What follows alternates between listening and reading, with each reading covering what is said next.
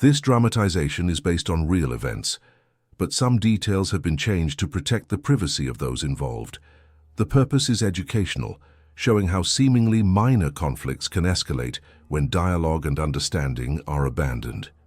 This story examines the human cost of pride, miscommunication, and the breakdown of community bonds in 1970s urban America. Brooklyn, 1977. The summer heat pressed down on Crown Heights like a heavy blanket, carrying with it the scent of hot asphalt and the distant sound of sirens that had become as common as church bells. In a neighborhood where every corner told a story and every family carried the weight of generations, symbols mattered more than words. The Delgado family had lived on Prospect Avenue for 3 generations. Their small grocery store served as an unofficial community center where elderly men played dominoes and mothers sent children for milk and gossip. But beneath the surface of daily routine, tensions simmered. Tensions born not of hatred, but of fear, pride, and the desperate human need to belong somewhere in a world that often felt hostile. This is not a story about violence. It is a story about the moment before violence, when choices still existed but seemed impossible to make. It is about how a simple gesture of disrespect can unravel decades of careful coexistence, and how the colors we wear, whether on our clothes, our skin, or in our hearts, can become both our identity and our prison. The events of that August night would leave 13 families forever changed, but the real tragedy had already begun weeks earlier, in small moments of pride wounded and communication abandoned. Before we begin, we'd like to ask you to tell us your name and the city you're watching from. We love getting to know our audience. Also, please don't forget to give this video a like, share it with others, and subscribe to our channel. That way, we can keep bringing you more stories like this one. The morning of August 3rd, 1977, began like any other summer day on Prospect Avenue. Maria Delgado swept the front steps of her family's grocery store with the same methodical precision she had used for 23 years, her movements creating small clouds of dust that danced in the early sunlight. At 52, she had witnessed her neighborhood transform from a tight-knit community of Puerto Rican and Dominican families into something more complex, more fragmented, where young men wore their allegiances like armor and mothers whispered prayers that grew longer each night. Her eldest son, Miguel, emerged from the store carrying crates of vegetables, his shoulders already broad at 19 despite the boyish face that still reminded her of the child who used to hide behind her skirt during thunderstorms. The red bandana tied around his left arm caught the morning light, a seemingly innocent piece of cloth that had become loaded with meaning she struggled to understand. When she asked him about it weeks ago, he had simply said, "It means I belong somewhere, Mommy. It means I'm not invisible." "Miguel, help your brother with the delivery truck," Maria called out in Spanish, her voice carrying the authority of countless mornings spent orchestrating family tasks. She watched as he nodded and disappeared around the corner where his younger brother Carlos was already struggling with boxes twice his size. At 17, Carlos possessed the intensity that worried her, the kind of focused energy that could build something beautiful or tear something apart, depending on which direction it was pointed. 3 blocks away, in the basement of a converted brownstone, Tommy Chen sat cross-legged on a worn carpet, carefully cleaning the lenses of his camera. At 24, he had moved to Brooklyn 6 months ago, with dreams of documenting the changing face of urban America, drawn by stories of communities in transition and the raw energy of streets where multiple cultures intersected. His grandmother, who had raised him after his parents died in a car accident, often warned him about the dangers of getting too close to his subjects. "You can observe," she would say in Mandarin, "but you cannot change the current of the river by standing in it." Tommy had been documenting the Delgado family and their neighbors for 3 months now, fascinated by the informal networks of loyalty and protection that seemed to operate alongside, and sometimes in conflict with, official authority. Through his lens, he had captured moments of remarkable tenderness, Miguel helping elderly Mrs. Rodriguez carry groceries, Carlos teaching neighborhood children to play chess, Maria mediating disputes between customers with the wisdom of someone who understood that everyone was fighting battles invisible to others. But he had also noticed the subtle changes, the way conversations stopped when certain groups of young men walked by, the increasing presence of symbols and colors that marked territory as surely as any fence, the growing distance between families who had once shared Sunday dinners.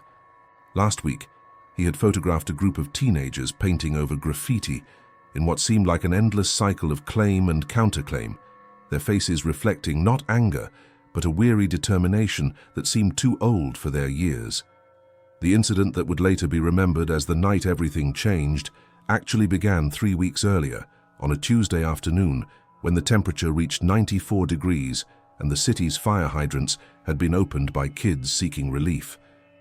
Miguel Delgado and his cousins, Eduardo, 19, and Danny, 18, had been walking home from a community center basketball game when they encountered a group of young men from neighboring blocks. The confrontation, if it could even be called that, lasted less than 2 minutes. Words were exchanged about respect, about territory, about the red bandanas that Miguel and his cousins wore to identify themselves as part of what they called Los Hermanos de la Sangre, not a gang in the traditional sense, but a brotherhood born from the need to feel powerful in a world that often made them feel powerless. One of the other group made a gesture, a simple mimicking motion, pulling an imaginary bandana from his arm and throwing it to the ground while laughing. To an outsider, it might have seemed like playground taunting. To Miguel, watching his symbol of identity mocked in front of a gathering crowd of neighbors and children, it felt like something much deeper was being attacked. His sense of dignity, his family's reputation, the fragile confidence he had built in a community where being invisible meant being vulnerable. "We'll remember this," Miguel had said quietly, his voice steady but his hands trembling slightly. Not a threat exactly, but a promise that the moment would not simply disappear into the heat of the afternoon. Eduardo Delgado, Miguel's cousin and closest friend since childhood, carried a different kind of weight. As the son of a father who had been deported when Eduardo was 12, he had learned early that protection was something you created for yourself or went without. The red bandana wasn't just cloth to him. It was the first thing that had ever made him feel like he belonged to something larger than his own fears.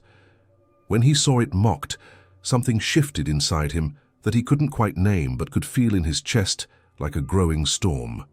Danny, the youngest of the 3 cousins, had always been the negotiator, the one who found ways to diffuse tension with humor or redirect conversations towards safer ground.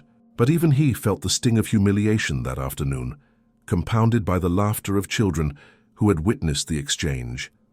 In his mind, he began rehearsing explanations he might give to his younger sister about why her big brother and his cousins weren't as strong as she believed them to be. That evening, as families gathered for dinner and the sounds of salsa music drifted from open windows, the 3 cousins sat on Miguel's front stoop discussing what had happened. Their conversation, overheard by Tommy Chen, who was documenting evening routines in the neighborhood, would later be transcribed in his notebook as one of the most honest discussions about pride and vulnerability he had ever witnessed. "It's not about fighting," Miguel said, his voice barely audible above the street sounds. "It's about not disappearing. You understand? If we let them make us look weak in front of everyone, then what are we? Just kids playing dress-up?" Eduardo nodded slowly. "My father used to say that respect is the only thing they can't take away from you, but maybe he was wrong. Maybe they can take that too." Danny, normally quick with a joke or a change of subject, stared at his hands. "I keep thinking about how the little kids were laughing. Not mean laughing, just like we were funny, like we were pretending to be something we're not." The conversation continued for nearly an hour, touching on themes that would resonate far beyond their small circle. The difference between respect earned and respect demanded, the way symbols could become more important than the people who wore them, the impossible choice between responding to provocation and appearing weak in front of a community that already questioned their relevance. As the evening deepened and the cousins finally went inside to their respective families, none of them could have predicted how their wounded pride would intersect with larger forces already at work in their neighborhood. They didn't know that similar conversations were happening 3 blocks away, where the young men who had mocked their bandanas were dealing with their own pressures, their own need to prove themselves worthy of respect in a community that offered few clear paths to recognition. They couldn't foresee how their private hurt would become public knowledge, passed along through a network of relatives and friends, until it reached family members who had their own ideas about appropriate responses to disrespect. And they certainly couldn't imagine how their desire to reclaim dignity would eventually create a night that would be remembered not for its violence, but for the profound silence that followed it. A silence that spoke to the weight of choices made and unmade in moments of wounded pride. The stage was being set for something that no one wanted, but everyone seemed powerless to prevent. The news of the bandana incident spread through the neighborhood like smoke from a distant fire, at first barely noticeable, then gradually filling every conversation until it became impossible to ignore. By Thursday evening, 2 days after the initial confrontation, the story had been retold so many times that it had taken on a life of its own, each retelling adding new details, new interpretations, new layers of meaning that the original participants would barely recognize. Maria Delgado first learned about the incident, not from her son Miguel, but from her sister Carmen, who called while Maria was preparing dinner for her family of 6.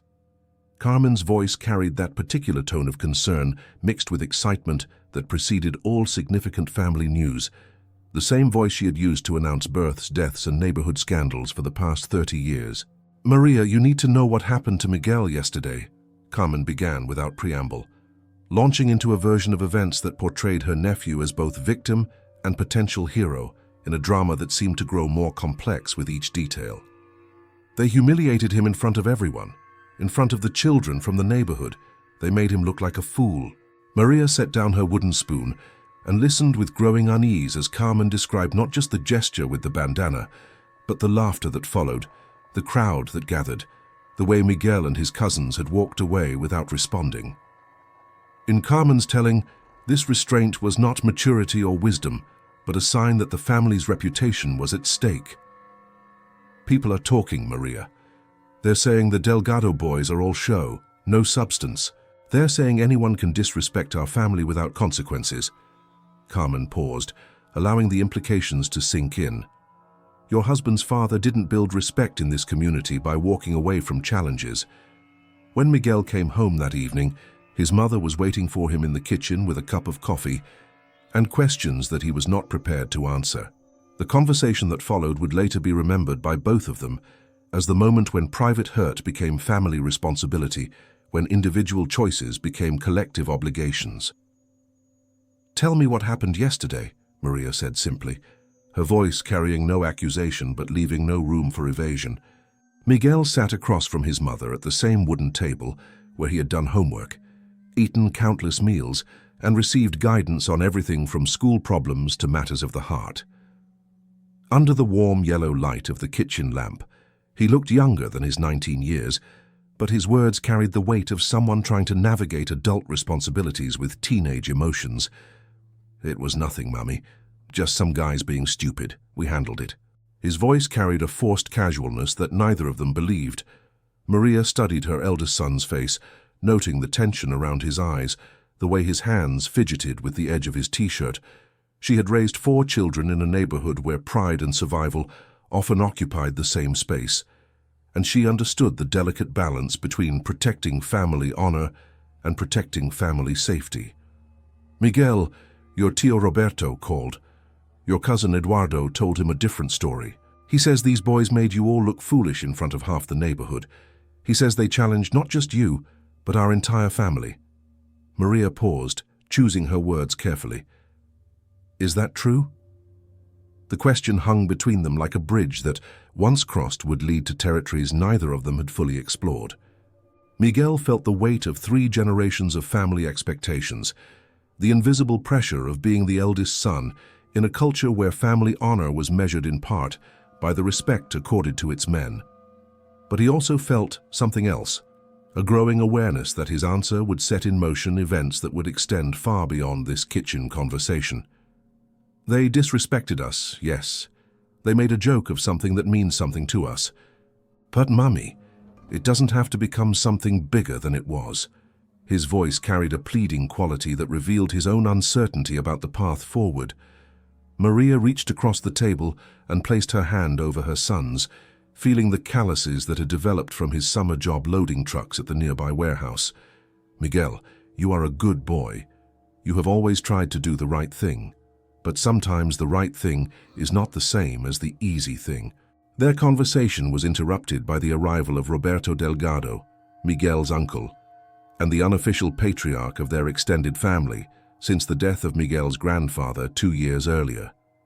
Roberto entered the kitchen with the confidence of someone accustomed to having his opinions valued, carrying with him the scent of aftershave and the weight of decisions that had already been made in conversations Miguel was not party to.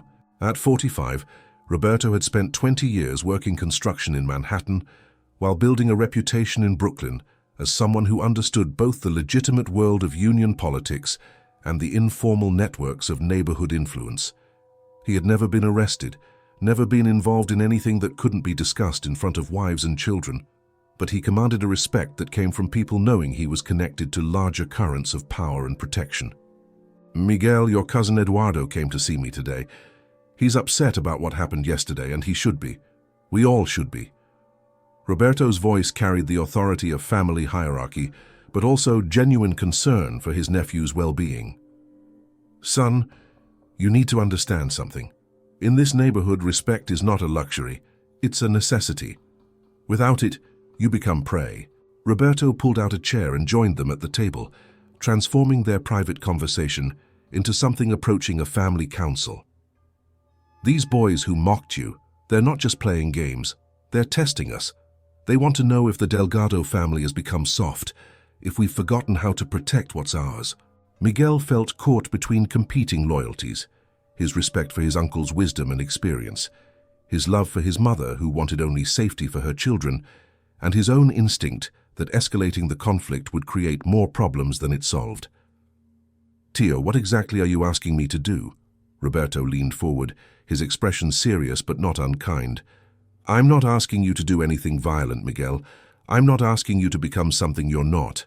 But I'm telling you that this family has connections, resources, ways of making sure that disrespect has consequences that don't involve anyone getting hurt." The conversation continued for another hour, touching on family history, neighborhood dynamics, and the complex mathematics of respect in a community where being perceived as weak could have consequences that extended far beyond hurt feelings.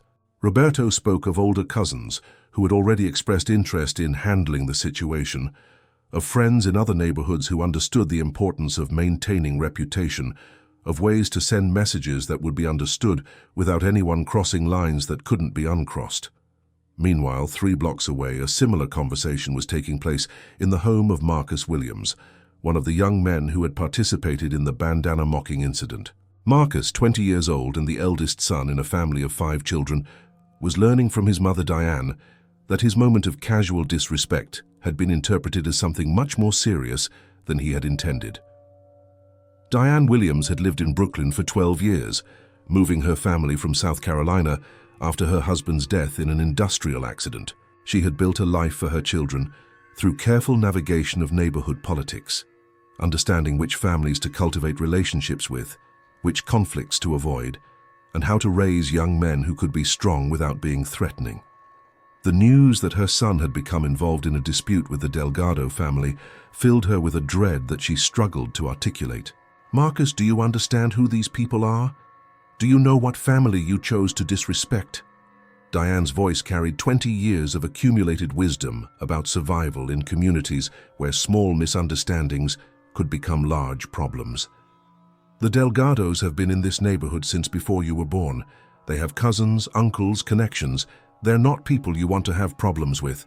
Marcus had intended the bandana gesture as nothing more than teenage posturing, a way to impress his friends and respond to what he perceived as arrogance from Miguel and his cousins. He had not considered the possibility that his actions would be interpreted as an attack on family honor, or that his casual disrespect might create obligations for people who had not been present during the original incident. "Mom, it wasn't that serious. We were just messing around. These guys walk around acting like they own the neighborhood because they wear matching bandanas. We just wanted to show them that not everyone is impressed." Marcus's voice carried the defensiveness of someone beginning to realize that actions have consequences that extend beyond immediate intentions. "Baby, it doesn't matter what you intended. What matters is how it was received. And from what I'm hearing, It was received as a challenge that they can't ignore without losing face. Diane sat down beside her son on their small living room couch, surrounded by the sounds of her younger children playing in adjacent rooms. "I need you to understand something about this neighborhood. People here don't have much, but they have their dignity. And when you attack someone's dignity, especially in public, you force them to respond." The conversation that followed revealed the complexity of neighborhood dynamics that often remained invisible to outsiders. Diane explained how families like the Delgados had built their reputations over generations, how respect was currency in communities where traditional forms of economic and social advancement were often unavailable, and how challenges to that respect created ripple effects that could touch multiple families and last for years. As the evening progressed, both families found themselves grappling with the same fundamental question: how to resolve a conflict that neither side truly wanted, but both sides felt unable to simply ignore. The original incident had lasted less than 2 minutes, but its implications were expanding like circles in water, touching relatives, friends, and neighbors who had their own ideas about appropriate responses to disrespect. By Friday morning, Tommy Chen had become aware of the growing tension through his ongoing documentation of neighborhood life. His camera captured subtle changes in routine, the way Miguel and his cousins walked differently through familiar streets, the way other young men gathered in small groups with more intensity than usual, the way mothers called their children inside earlier than normal. Through his lens, he could see a community beginning to hold its breath, waiting for something that no one could quite name, but everyone could feel approaching. In his notebook, Tommy recorded observations that revealed the human cost of wounded pride. The Delgado family store, usually a center of community activity, has become noticeably quieter. Customers still come, but conversations are more subdued, more careful. There's a sense that people are choosing sides without fully understanding what the sides represent. The most telling moment came when Tommy observed Miguel and Marcus accidentally encountering each other outside the neighborhood bodega. Both young men seemed to recognize that they had become symbols of something larger than themselves, representatives of families and communities whose expectations now weighed heavily on their shoulders. They exchanged glances that held no animosity, but also no possibility of easy resolution. In that brief moment, Tommy captured something that would stay with him for years, the look of people who had become prisoners of their own pride. As the weekend approached, family members on both sides found themselves involved in conversations they had never expected to have, making decisions about loyalty, respect, and consequences that would define not just their own futures, but the future of their community. The stage was set for a confrontation that everyone could see coming, but no one seemed able to prevent. The weekend of August 6th arrived with an oppressive humidity that seemed to press down on Brooklyn like a weight, making every movement feel deliberate and every breath conscious. The temperature had climbed to 97 degrees by Saturday afternoon, but the real heat came from conversations happening behind closed doors, in basement gatherings, and during phone calls that stretched late into the night. What had begun as a moment of teenage disrespect was transforming into something that would test the very fabric of a community that had always prided itself on resolving conflicts through extended family networks and informal mediation. Tommy Chen spent Saturday morning walking through the neighborhood with his camera, documenting the subtle changes that had occurred over the past 3 days. The visual evidence was unmistakable to anyone who knew how to read the signs. Groups of young men clustering in different configurations than usual, mothers watching their children more closely, elderly residents spending less time on stoops where they had traditionally gathered to share news and gossip. Through his lens, he could see a community beginning to reorganize itself around an invisible fault line that had emerged from what should have been a forgettable moment of youthful posturing. His most revealing photograph from that morning captured Miguel Delgado and his cousin Eduardo, standing outside their family's grocery store, their posture reflecting a tension that seemed to have settled into their bones. Both young men wore their red bandanas with a formality that suggested ritual rather than casual choice, and their expressions held the weight of people who had become aware that their personal decisions were no longer entirely their own to make. "They look older," Tommy wrote in his notebook, "not physically, but in the way they carry themselves, There's a gravity to their movements that wasn't there a week ago, as if they've suddenly become aware of being watched, judged, measured against standards they're still learning to understand. The transformation was not limited to the Delgado family. Marcus Williams and his friends had also begun to move through the neighborhood with increased awareness of their visibility. Their casual interactions now weighted with the knowledge that every gesture could be interpreted as either strength or weakness by observers who were keeping careful mental records. The simple act of walking to the corner store had become a performance in which every participant understood that they were being evaluated according to criteria that remained largely unspoken but absolutely binding. The first explicit escalation came Saturday evening, during what began as a routine family gathering at the Delgado household. Roberto Delgado had called a meeting that included not just Miguel, Eduardo and Danny, but also 3 older cousins who had driven in from other parts of Brooklyn specifically to discuss the situation. The gathering took place in the basement of the family's row house, a space that had traditionally been used for holiday celebrations and children's birthday parties, but which now served as an informal council chamber where family honor would be weighed against family safety. Present were Roberto's sons, Carlos, 24, and Luis, 26, both of whom had developed reputations for being able to handle delicate situations that required a combination of street intelligence and family loyalty. Also in attendance was Miguel's second cousin Antonio, 31, who worked as a supervisor at the Brooklyn Navy Yard and commanded respect both for his legitimate success and his connections throughout the borough's Puerto Rican and Dominican communities.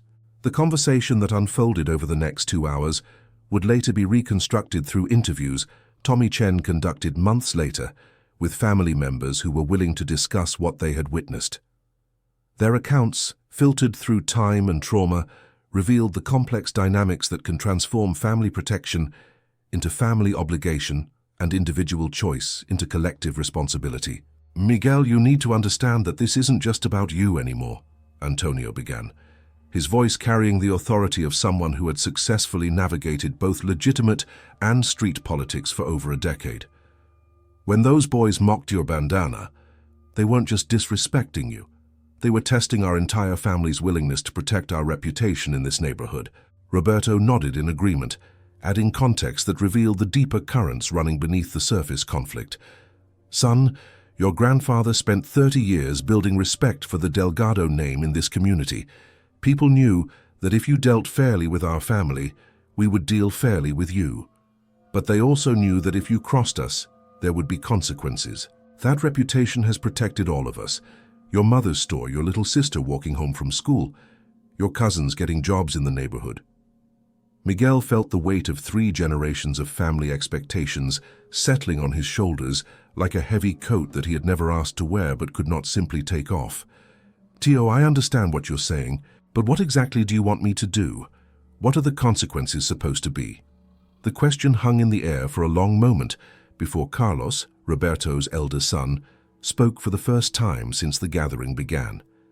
At 24, Carlos had earned a reputation for being both thoughtful and decisive, someone who could assess complex situations and identify solutions that balanced family honor with practical considerations. "Miguel, we're not talking about anyone getting seriously hurt. We are talking about sending a message that will be understood and respected by everyone involved." Carlos paused, choosing his words carefully. "Tomorrow night, there's going to be a gathering in Prospect Park. Young men from all over the neighborhood come there on Sunday evenings. It's public. There are always people around, including police who patrol regularly." Luis picked up the thread of explanation, revealing a plan that had clearly been discussed in detail before the formal family meeting. "The Williams boy and his friends will be there. They always are on Sunday nights. We're going to approach them as a group, calmly, and we're going to explain that their disrespect has consequences. We're going to ask for a public apology in front of witnesses that restores dignity to our family." Antonio leaned forward, his expression serious but not threatening. "Miguel, your cousins and I have experience with these kinds of situations. We know how to communicate strength without crossing lines that can't be uncrossed. The goal is to resolve this conflict in a way that everyone can live with, including the Williams family." Eduardo, who had remained silent throughout most of the discussion, finally spoke up with a question that revealed his own struggle to understand the rules of a game he had never wanted to play. And what if they refuse to apologize? What if they decide to escalate instead of backing down? Roberto's response carried the weight of hard-earned experience in neighborhood dynamics. Eduardo, people respond to strength when it's presented correctly. When they see that we're organized, that we're serious, that we're not going away, most reasonable people choose to de-escalate. The Williams boy made a mistake, but he's not stupid. When he understands the potential consequences, he'll make the smart choice. The conversation continued for another hour, covering details of timing, positioning, and exactly what words would be used during the confrontation. Throughout the discussion, Miguel found himself experiencing a profound internal conflict between his desire to resolve the situation peacefully and his growing awareness that the definition of peaceful resolution might be very different from what he had originally hoped for.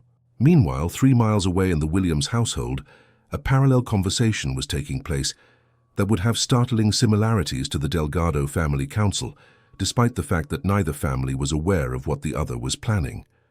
Marcus Williams had spent his Saturday afternoon fielding phone calls from friends and relatives who had heard various versions of the bandana incident and were offering their own perspectives on appropriate responses. The most influential voice belonged to Marcus's older brother Jerome, who had been serving in the army and was home on leave for the first time in 8 months. At 23, Jerome possessed a combination of military training and street credibility that gave his opinions particular weight within the family's decision-making process. His arrival that Saturday evening transformed what had been individual anxiety into collective strategy. "Marcus, you need to understand something about respect," Jerome said, as he sat across from his younger brother in their small living room, his voice carrying the authority of someone who had learned hard lessons about conflict resolution in environments where mistakes could be fatal. "You can't let people think you're weak, but you also can't let a small problem become a big problem. The question is, what's the smart way to handle this situation?" Diane Williams watched her 2 sons discuss strategies for dealing with the Delgado family's expected response, feeling the familiar dread of a mother who understands that her children's safety depends on navigating social dynamics that remain largely invisible to outside observers. Her younger children played in adjacent rooms, unaware that their family was grappling with questions that could determine whether they would continue to feel safe in their own neighborhood. "Jerome, what are you suggesting?" Marcus asked, his voice reflecting both relief at having his older brother's guidance and anxiety about where that guidance might lead. Jerome leaned back in his chair, his expression thoughtful but determined. "I'm suggesting that we don't wait for them to come to us. Tomorrow night, you and your boys are going to go to Prospect Park just like you always do. But you're going to go prepared. You're going to go with backup, with people who understand that respect is earned through strength, not through apologies." The conversation that followed revealed Jerome's connections to young men from neighboring areas who had their own experiences with family conflicts and neighborhood politics. These were not gang members in the traditional sense, but rather informal networks of protection and mutual support that had developed organically in response to the particular challenges of urban life in the 1970s. "Marcus, the Delgados think they can pressure you into backing down because they have family connections and a reputation in this specific neighborhood, but they don't own Brooklyn. They don't control every block, every group of young men who understand the importance of standing up to bullies." Jerome's voice carried conviction born from genuine belief in his strategy. "Tomorrow night you're going to have enough support that they'll understand this isn't a fight they want to have." As Sunday dawned with temperatures already climbing toward what would be another scorching day, both families found themselves committed to a course of action that neither had originally chosen, but both now felt unable to abandon. The Delgado family prepared for what they conceptualized as a dignified assertion of family honor that would restore respect through controlled demonstration of strength. The Williams family prepared for what they understood as a necessary defense against intimidation that would establish their right to exist in the neighborhood without being subject to arbitrary demands for submission. Tommy Chen spent Sunday afternoon in Prospect Park, photographing the usual weekend gathering of young people that served as an informal social center for multiple neighborhoods.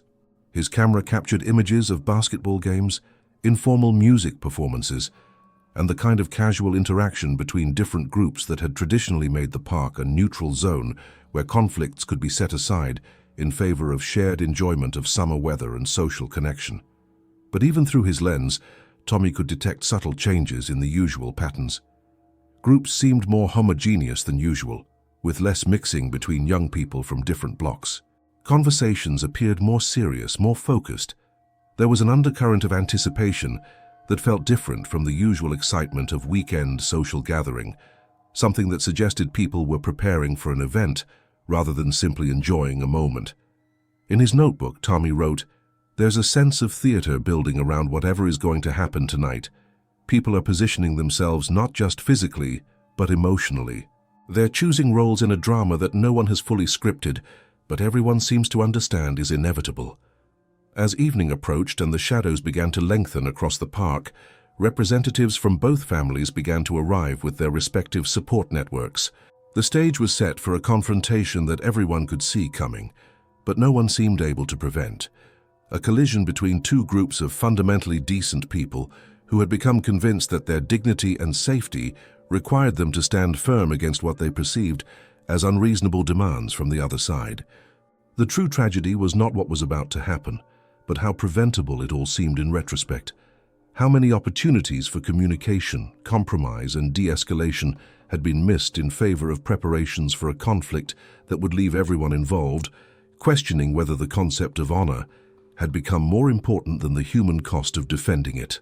Sunday evening, August 7th, 1977, arrived with the kind of oppressive heat that makes every decision feel monumental and every gesture loaded with consequence. As the sun began its descent toward the horizon, casting long shadows across Prospect Park, both the Delgado and Williams families found themselves moving toward a confrontation that had taken on a life of its own, driven by forces that extended far beyond the original moment of disrespect that had started everything. Tommy Chen positioned himself near the park's main entrance at 7:30, his camera ready to document what he suspected would be a significant moment in the neighborhood's ongoing evolution. Through conversations with various community members over the past week, he had pieced together enough information to understand that this evening would likely mark either the resolution or the escalation of tensions that had been building since the bandana incident. What he could not have anticipated was how profoundly the events of the next 4 hours would challenge his understanding of human nature, family loyalty, and the invisible threads that hold communities together or tear them apart. The first arrivals were members of the Delgado family network, appearing in the park in carefully orchestrated groups that demonstrated both organization and restraint. Miguel arrived with his cousins Eduardo and Danny at approximately 8 o'clock, their red bandanas worn with a formality that suggested ritual rather than casual identification. They were followed 10 minutes later by Roberto Delgado and his sons Carlos and Luis, who positioned themselves near the basketball courts with the casual confidence of men who had experience managing delicate situations in public spaces. Antonio Delgado, the 31-year-old cousin whose Navy Yard connections had given him particular influence in the family's decision-making process, arrived with 3 associates whose presence clearly represented the expansion of what had begun as a neighborhood dispute into something approaching a formal demonstration of collective strength. These men, ranging in age from 25 to 35, carried themselves with the quiet authority of people accustomed to being taken seriously in environments where reputation was everything. Tommy's camera captured the careful choreography of their positioning throughout the park. Rather than clustering together in a way that might appear overtly threatening, the Delgado family network distributed themselves across multiple locations, creating what military strategists would recognize as overlapping fields of influence that covered all major entrances and gathering areas. Their body language suggested preparation rather than aggression, the posture of people who had come to communicate strength, but hoped that communication would be sufficient to achieve their goals. At 8:15, Marcus Williams arrived with his own support network, led by his brother Jerome, whose military bearing was immediately apparent to anyone familiar with the distinctive confidence that comes from professional training in conflict management.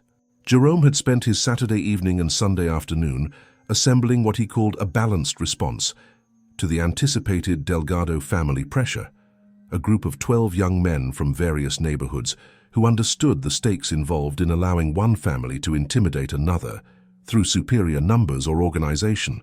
The Williams support network included Marcus's 3 closest friends from the original bandana incident, but also representatives from blocks throughout central Brooklyn who had their own experiences with family conflicts and territorial disputes. These were not random recruits, but rather young men connected through extended family relationships, shared experiences in school and work, and informal networks of mutual protection that had developed organically in response to the particular challenges of urban life in the 1970s.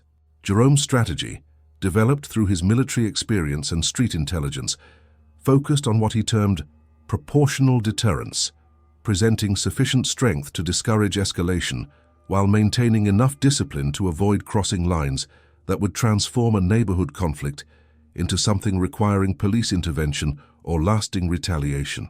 His positioning of personnel throughout the park demonstrated tactical thinking that took into account multiple exit routes, sight lines, and the presence of families and children who were using the space for its intended recreational purposes.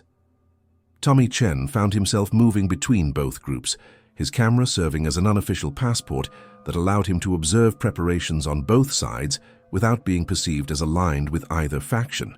Through his lens, he could see the human cost of what was unfolding.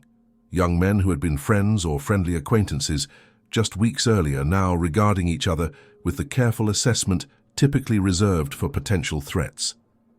The transformation was not just tactical but psychological, as if the simple act of choosing sides had fundamentally altered how participants viewed both themselves and their former neighbors. At 8:30, the first direct communication between the two groups occurred when Eduardo Delgado approached Marcus Williams near the park's central pavilion, initiating a conversation that both families hoped would resolve the conflict through negotiation rather than confrontation.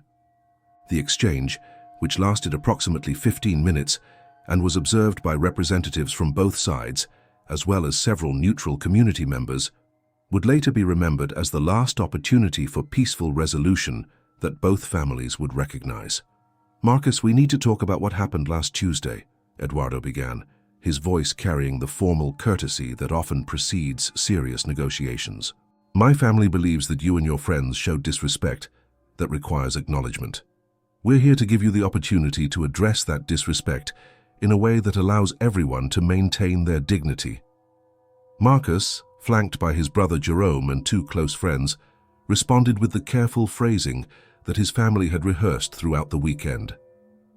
"Eduardo, I understand that you felt disrespected by what happened. That wasn't necessarily our intention. But we also can't accept the idea that we need to apologize for defending ourselves against what we saw as arrogance and intimidation."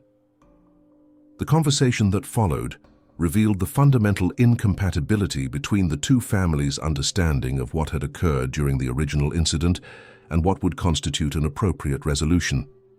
The Delgado family perspective held that their bandanas represented legitimate symbols of identity and community connection that had been deliberately mocked in a manner designed to undermine their reputation and standing in the neighborhood.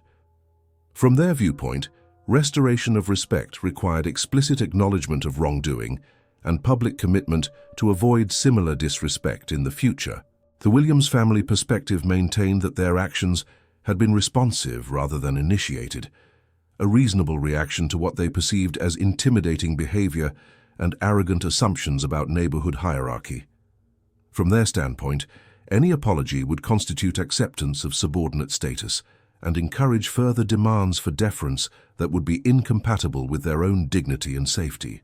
Jerome Williams, drawing on conflict resolution training from his military experience, attempted to identify middle ground that might satisfy both families' core concerns without requiring either side to accept what they would consider humiliation. "Eduardo, what if we acknowledge that there was a misunderstanding that both sides could have handled better? What if we agree to avoid future conflicts and leave the past in the past?" Roberto Delgado, who had been monitoring the conversation from a distance, approached the group to provide the family perspective on Jerome's proposed compromise. At 45, Roberto carried the authority of someone who had successfully navigated neighborhood politics for 2 decades, and his response reflected hard-earned understanding of how conflicts that appear resolved on the surface can continue to simmer beneath until they explode in more dangerous forms. Jerome, I respect your military service and your desire to find peaceful solutions, but you need to understand that in this neighborhood, reputation is not something that can be compromised away through diplomatic language. Your brother's actions created a public challenge to my family's standing in this community. That challenge requires a clear response that restores the balance of respect. Roberto paused, his expression serious but not hostile. We're not asking for humiliation. We are asking for acknowledgement that your family understands certain boundaries exist, and that those boundaries will be respected going forward. The negotiation continued for another hour, with various family members and supporters contributing perspectives, suggestions, and clarifications that gradually revealed the depth of the cultural and psychological differences underlying what had initially appeared to be a simple dispute between teenagers. The Delgado family's approach was rooted in extended family networks, where individual actions reflected on collective reputation and where challenges to that reputation required responses that demonstrated continued strength and unity.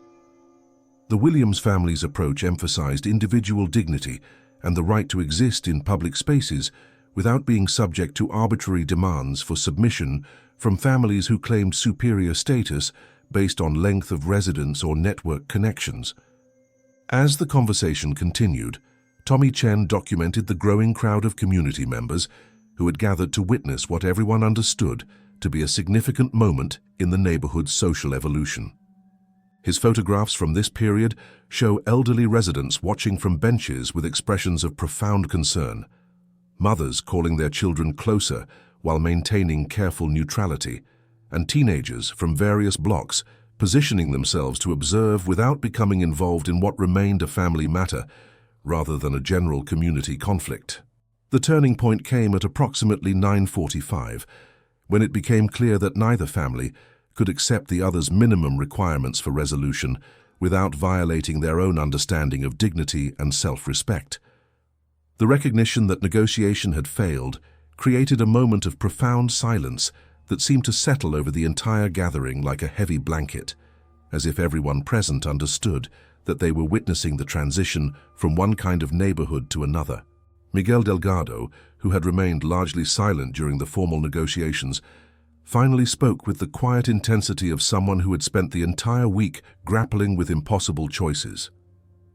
Marcus, I want you to know that this isn't personal between you and me, but my family has obligations that I can't ignore. If we walk away from this without resolution, it sends a message to everyone in the neighborhood that the Delgado family can be challenged without consequences.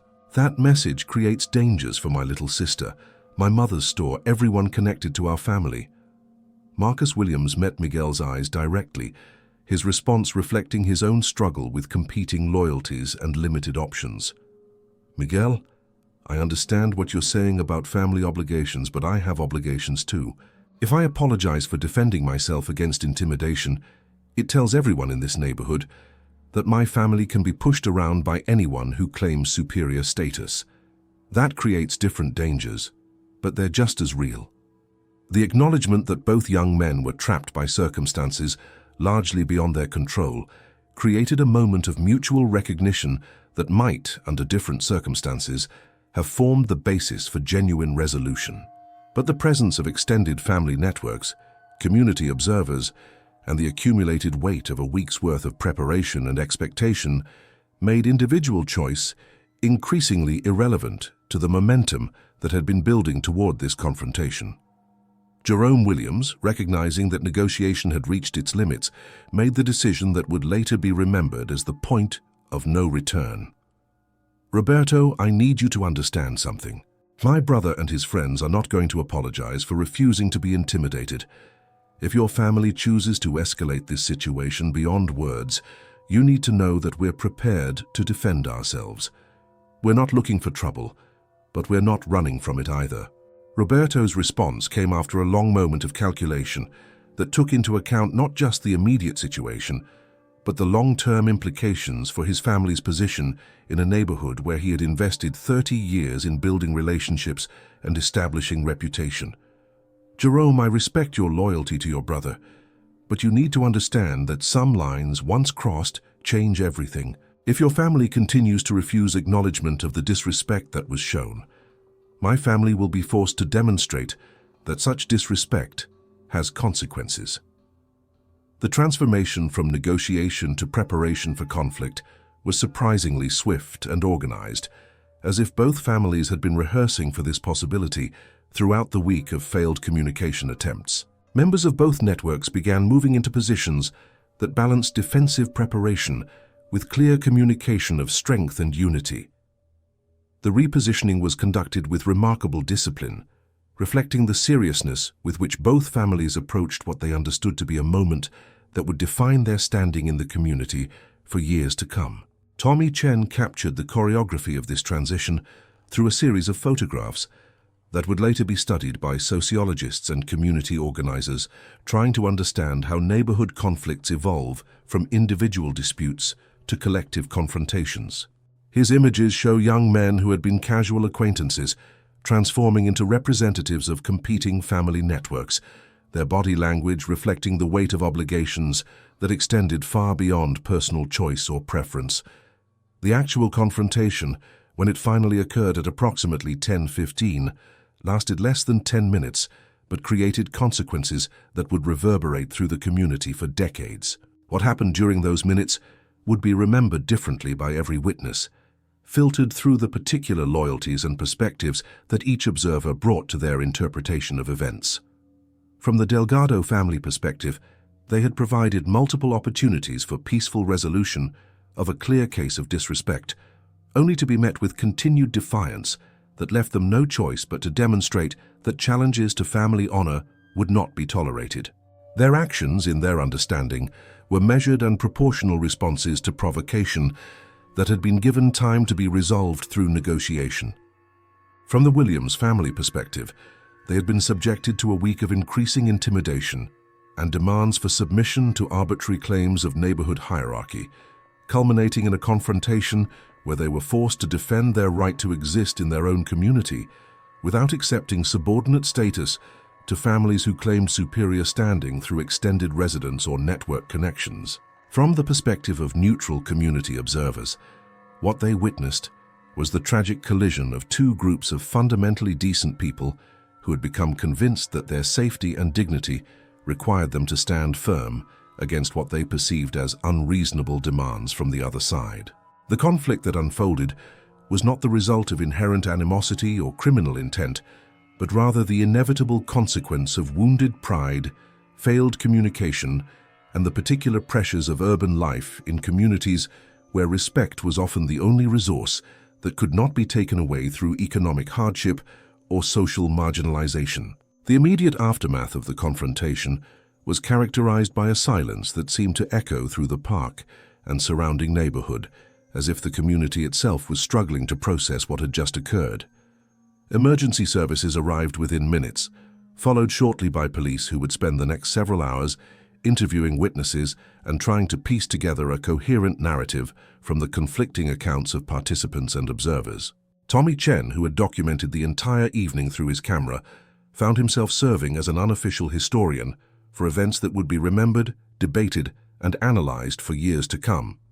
His photographs and notes captured not just the sequence of actions that constituted the confrontation itself, but the human cost that became visible in the faces of participants who realized they had crossed lines that could not be uncrossed. In the immediate aftermath, 13 young men from both families required medical attention, though the nature of their injuries varied significantly and would be described differently depending on which family was providing the account. More significantly, the confrontation had fundamentally altered the social dynamics of a neighborhood that had prided itself on resolving conflicts through extended family networks and informal mediation. The silence that settled over the community in the days following the park confrontation was not the silence of peace, but rather the silence of people grappling with the recognition that something fundamental had changed in their understanding of how neighbors could relate to each other. Families who had shopped in the same stores, attended the same schools, and shared the same public spaces for generations now found themselves navigating invisible boundaries that had emerged from a single evening's events. Maria Delgado spent the following weeks watching her neighborhood transform around her family's grocery store, noting the subtle changes in customer behavior, conversation patterns, and the general atmosphere of trust that had previously made daily commerce feel like community interaction rather than business transaction. The store continued to operate, customers continued to shop, but the easy familiarity that had characterized decades of relationships had been replaced by a careful politeness that acknowledged the presence of unresolved tensions beneath the surface of normal interaction. Diane Williams experienced similar changes in her family's relationship with the community, finding that simple activities like walking to school or playing in public spaces now required consideration of factors that had previously been irrelevant to daily life. The neighborhood had not become dangerous in any objective sense, but it had become complicated in ways that affected everything from children's play patterns to adult shopping decisions. For Tommy Chen, the events of August 7th represented both the culmination of his documentation project and the beginning of a deeper investigation into how communities process traumatic events that challenge their understanding of themselves. His photographs from the weeks following the confrontation show a neighborhood learning to live with the consequences of choices that no one had wanted to make, but everyone had felt unable to avoid. The most profound impact, however, was on the young men who had been directly involved in the confrontation itself. Miguel Delgado, Marcus Williams, and their respective families found themselves living with the knowledge that a moment of wounded pride and failed communication had created ripple effects that would influence their relationships with their community for years to come. They had learned in the most direct way possible that individual actions in close-knit communities are never truly individual, and that the cost of defending honor can sometimes be higher than anyone is prepared to pay. In his final notes from the project, Tommy Chen wrote, "What happened in Prospect Park that night was not the result of evil people making evil choices, but rather the inevitable consequence of good people trapped by circumstances that offered no easy solutions. The real tragedy was not what occurred during those 10 minutes of confrontation, but how many opportunities for different outcomes had been missed during the week of escalating tensions that preceded it." This neighborhood learned something about itself that summer, something about the fragility of the bonds that hold communities together, and something about the weight of choices that seem small at the time, but create consequences that no one can fully predict or control. The summer of 1977 would be remembered in Brooklyn not just for the heat and the blackout that would come later in July, but for the night when one neighborhood discovered how quickly the familiar can become foreign and how the price of pride can sometimes be measured in the silence that follows after all the words have been spoken and all the choices have been made.